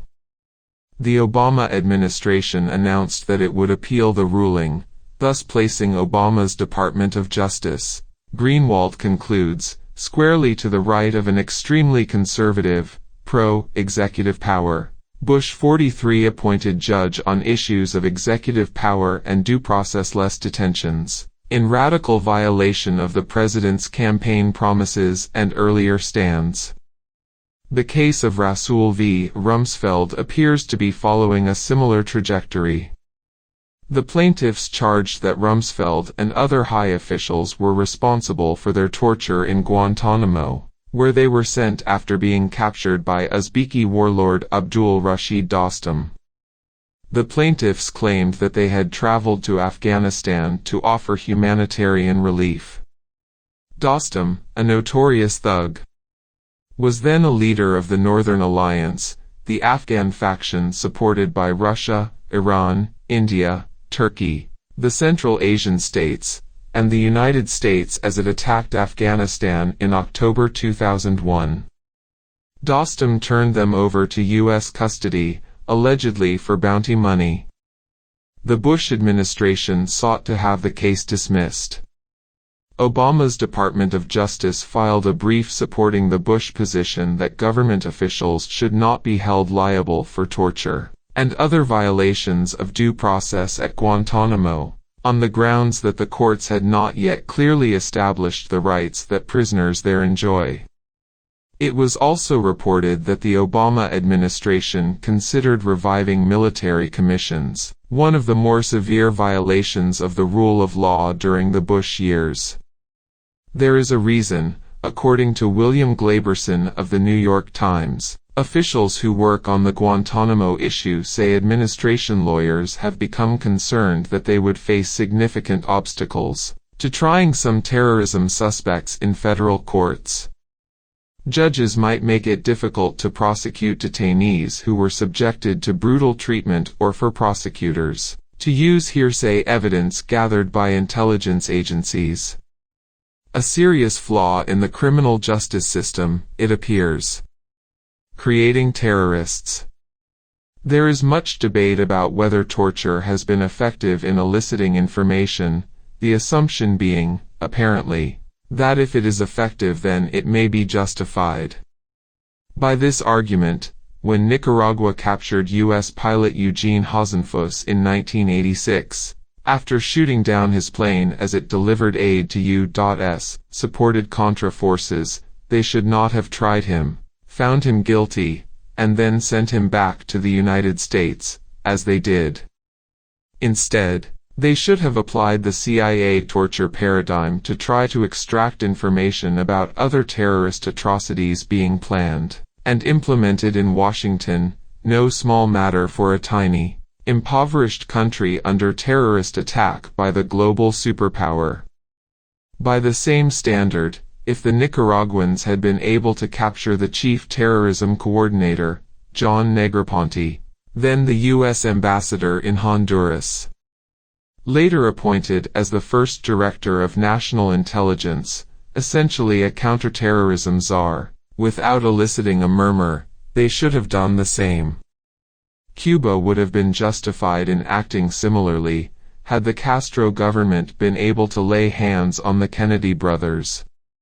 There is no need to bring up what their victims should have done to Henry Kissinger, Ronald Reagan, and other leading terrorist commanders, whose exploits leave Al-Qaeda in the dust, and who doubtless had ample information that could have prevented further ticking time bomb attacks. Such considerations never seem to arise in public discussion. Accordingly, we know at once how to evaluate the pleas about valuable information. There is, to be sure, a response, our terrorism, even if surely terrorism, is benign, deriving as it does from the idea of the city on the hill. Perhaps the most eloquent exposition of this thesis was presented by New Republic editor Michael Kinsley, a respected spokesman of the left. America's Watch, part of Human Rights Watch, had protested State Department confirmation of official orders to Washington's terrorist forces to attack soft targets, undefended civilian targets, and to avoid the Nicaraguan army, as they could do thanks to CIA control of Nicaraguan airspace and the sophisticated communications systems provided to the Contras. In response, Kinsley explained that U.S. terrorist attacks on civilian targets are justified if they satisfy pragmatic criteria. A sensible policy should meet the test of cost-benefit analysis, an analysis of the amount of blood and misery that will be poured in, and the likelihood that democracy will emerge at the other end, democracy, as U.S. elites determine its shape. Kinsley's thoughts elicited no public comment. To my knowledge, they were apparently deemed acceptable. It would seem to follow, then, that U.S. leaders and their agents are not culpable for conducting such sensible policies in good faith, even if their judgment might sometimes be flawed. Perhaps culpability would be greater, by prevailing moral standards, if it were discovered that Bush administration torture had cost American lives. That is, in fact, the conclusion drawn by Major Matthew Alexander, a pseudonym, one of the most seasoned U.S. interrogators in Iraq, who elicited the information that led to the U.S. military being able to locate Abu Musab al-Zarqawi, the head of al-Qaeda in Iraq, correspondent Patrick Cockburn reports. Alexander expresses only contempt for the Bush administration's harsh interrogation methods. The use of torture by the U.S., he believes, not only elicits no useful information but has proved so counterproductive that it may have led to the death of as many U.S. soldiers as civilians killed in 9/11. From hundreds of interrogations, Alexander discovered that foreign fighters came to Iraq in reaction to the abuses at Guantanamo and Abu Ghraib, and that they and their domestic allies turned to suicide bombing and other terrorist acts for the same reasons. There is also mounting evidence that the torture methods Dick Cheney and Donald Rumsfeld encouraged created terrorists. One carefully studied case is that of Abdullah al-Ajmi, who was locked up in Guantanamo on the charge of engaging in 2 or 3 firefights with the Northern Alliance. He ended up in Afghanistan after having failed to reach Chechnya to fight against the Russians. After 4 years of brutal treatment in Guantanamo, he was returned to Kuwait. He later found his way to Iraq and, in March 2008, drove a bomb-laden truck into an Iraqi military compound, killing himself and 13 Iraqi soldiers, the single most heinous act of violence committed by a former Guantanamo detainee, according to the Washington Post, and according to his lawyer, the direct result of his abusive imprisonment. All much as a reasonable person would expect. Unexceptional Americans. Another standard pretext for torture is the context, the war on terror that Bush declared after September 11. A crime that rendered traditional international law quaint and obsolete, so George W. Bush was advised by his legal counsel, Alberto Gonzales, later appointed Attorney General. The doctrine has been widely reiterated in one form or another in commentary and analysis. The 9/11 attack was doubtless unique in many respects. One is where the guns were pointing. Typically it is in the opposite direction. In fact, it was the first attack of any consequence on the national territory of the United States, since the British burned down Washington, D.C., in 1814. The reigning doctrine of the country is sometimes called American exceptionalism. It is nothing of the sort. It is probably close to universal among imperial powers. France hailed its civilizing mission in its colonies, while the French Minister of War called for exterminating the indigenous population of Algeria. Britain's nobility was a novelty in the world, John Stuart Mill declared, while urging that this angelic power delay no longer in completing its liberation of India. Mill's classic essay on humanitarian intervention was written shortly after the public revelation of Britain's horrifying atrocities in suppressing the 1857 Indian Rebellion. The conquest of the rest of India was in large part an effort to gain a monopoly in the opium trade, for Britain's huge narco-trafficking enterprise, by far the largest in world history and designed primarily to compel China to accept Britain's manufactured goods. Similarly, there is no reason to doubt the sincerity of Japanese militarists in the 1930s who were bringing an earthly paradise to China under benign Japanese tutelage as they carried out the rape of Nanking and their burn all, loot all, kill all campaigns in rural northern China. History is replete with similar glorious episodes. As long as such exceptionalist theses remain firmly implanted, however, the occasional revelations of the abuse of history can backfire, serving only to efface terrible crimes. In South Vietnam, for instance, the My Lai massacre was a mere footnote to the vastly greater atrocities of Washington's post-Tet offensive pacification programs, ignored while indignation in this country was largely focused on this single crime. Watergate was doubtless criminal, but the furor over it displaced incomparably worse crimes at home and abroad, including the FBI-organized assassination of black organizer Fred Hampton as part of the infamous COINTELPRO repression, and the bombing of Cambodia, to mention just two egregious examples. Torture is hideous enough. The invasion of Iraq was a far worse crime. Quite commonly, selective atrocities have this function. Historical amnesia is a dangerous phenomenon not only because it undermines moral and intellectual integrity, but also because it lays the groundwork for crimes that still lie ahead. 4. The invisible hand of power. The democratic uprising in the Arab world has been a spectacular display of courage, dedication, and commitment by popular forces, coinciding, fortuitously, with a remarkable uprising of tens of thousands in support of working people and democracy in Madison, Wisconsin, and other U.S. cities. If the trajectories of revolt in Cairo and Madison intersected, however, they were headed in opposite directions. In Cairo toward gaining elementary rights denied by the Egyptian dictatorship, in Madison toward defending rights that had been won in long and hard struggles and are now under severe attack. Each is a microcosm of tendencies in global society, following varied courses. There are sure to be far-reaching consequences of what is taking place both in the decaying industrial heartland of the richest and most powerful country in human history and in what President Dwight Eisenhower called the most strategically important area in the world, a stupendous source of strategic power and probably the richest economic prize in the world in the field of foreign investment. In the words of the State Department in the 1940s, a prize that the United States intended to keep for itself and its allies in the unfolding new world order of that day.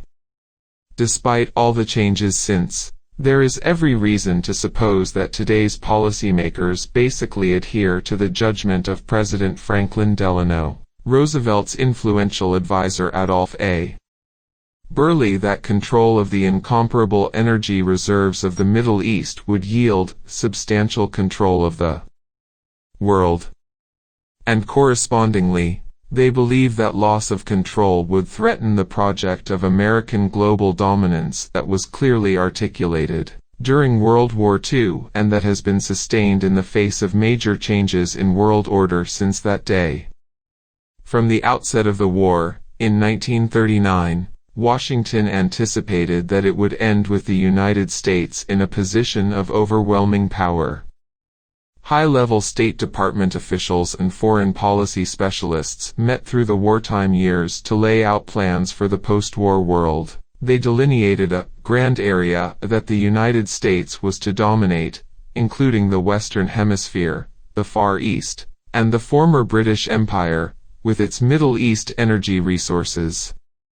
As Russia began to grind down Nazi armies after Stalingrad, the Grand Area goals extended to as much of Eurasia as possible, at least its economic core, in Western Europe. Within the Grand Area, the United States would maintain unquestioned power with military and economic supremacy, while ensuring the limitation of any exercise of sovereignty by states that might interfere with its global designs. These careful wartime plans were soon implemented. It was always recognized that Europe might choose to follow an independent course. The North Atlantic Treaty Organization, NATO, was partially intended to counter this threat. As soon as the official pretext for NATO dissolved in 1989, it was expanded to the east, in violation of verbal pledges to Soviet leader Mikhail Gorbachev. It has since become a U.S.-run intervention force with far-ranging scope, as spelled out by NATO Secretary General Jaap de Hoop Scheffer, who informed a NATO conference that NATO troops have to guard pipelines that transport oil and gas that is directed for the West, and more generally protect sea routes used by tankers and other crucial infrastructure of the energy system. Grand Area doctrines license military intervention at will. That conclusion was articulated clearly by the Clinton administration, which declared that the United States has the right to use military force to ensure uninhibited access to key markets, energy supplies, and strategic resources, and must maintain huge military forces forward deployed in Europe and Asia, in order to shape people's opinions about us, and to shape events that will affect our livelihood and our security. The same principles governed the invasion of Iraq. As the United States' failure to impose its will in Iraq was becoming unmistakable, the actual goals of the invasion could no longer be concealed behind pretty rhetoric.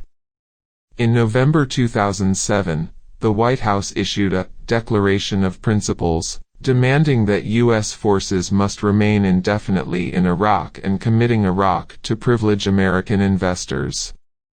2 months later, President Bush informed Congress that he would reject legislation that might limit the permanent stationing of U.S. forces in Iraq, or United States control of the oil resources of Iraq, demands that the United States had to abandon shortly after in the face of Iraqi resistance. In Tunisia and Egypt, the popular uprisings of 2011 have won impressive victories, but as the Carnegie Endowment reported, while names have changed, the regimes remain. A change in ruling elites and system of governance is still a distant goal. The report discusses internal barriers to democracy, but ignores the external ones, which as always are significant. The United States and its Western allies are sure to do whatever they can to prevent authentic democracy in the Arab world. To understand why, it is only necessary to look at the studies of Arab opinion conducted by U.S. polling agencies. Though barely reported, they are certainly known to planners. They reveal that by overwhelming majorities, Arabs regard the United States and Israel as the major threats they face. The United States is so regarded by 90% of Egyptians and by over 75% of the inhabitants of the region generally. By way of contrast, 10% of Arabs regard Iran as a threat. Opposition to U.S. policy is so strong that a majority believes security would be improved if Iran had nuclear weapons. In Egypt, 80%. Other figures are similar. If public opinion were to influence policy, the United States not only would not control the region but would be expelled from it, along with its allies, undermining fundamental principles of global dominance. The Mwashar Doctrine. Support for democracy is the province of ideologists and propagandists. In the real world, elite dislike of democracy is the norm. The evidence is overwhelming. That democracy is supported only insofar as it contributes to social and economic objectives, a conclusion reluctantly conceded by the more serious scholarship. Elite contempt for democracy was revealed dramatically in the reaction to the WikiLeaks exposures. Those that received the most attention, with euphoric commentary, were cables reporting that Arabs support the U.S. stand on Iran.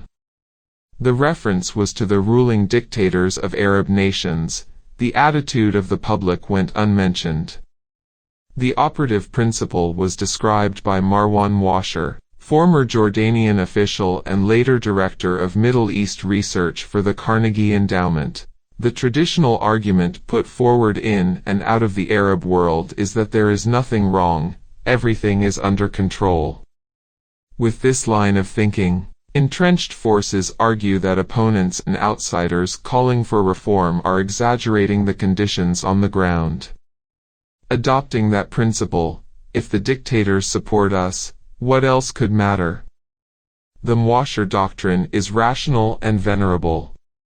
To mention just one case that is highly relevant today, in internal discussions in 1958, President Eisenhower expressed concern about the campaign of hatred against us in the Arab world, not by governments, but by the people. The National Security Council, NSC, explained to Eisenhower that there is a perception in the Arab world that the United States supports dictatorships and blocks democracy and development so as to ensure control over the resources of the region.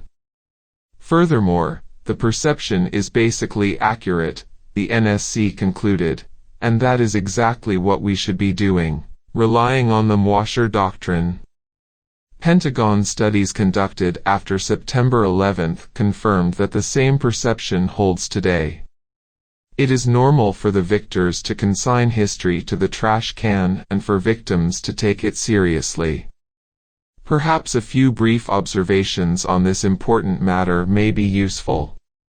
Today is not the first occasion when Egypt and the United States are facing similar problems and moving in opposite directions. That was also true in the early 19th century. Economic historians have argued that Egypt was well placed to undertake rapid economic development at the same time that the United States was in this period. Both had rich agriculture, including cotton, the fuel of the early Industrial Revolution, though unlike Egypt, the United States had to develop cotton production and a workforce through conquest, extermination, and slavery, with consequences that are evident now in the reservations for the survivors and the prisons that have rapidly expanded since the Reagan years to house the superfluous population left by deindustrialization. One fundamental difference between the two nations was that the United States had gained independence and was therefore free to ignore the prescriptions of economic theory, delivered at the time by Adam Smith in terms rather like those preached to developing societies today. Smith urged the liberated colonies to produce primary products for export and to import superior British manufactured goods, and certainly not to attempt to monopolize crucial goods, particularly cotton. Any other path, Smith warned, would retard instead of accelerating the further increase in the value of their annual produce, and would obstruct instead of promoting the progress of their country towards real wealth and greatness.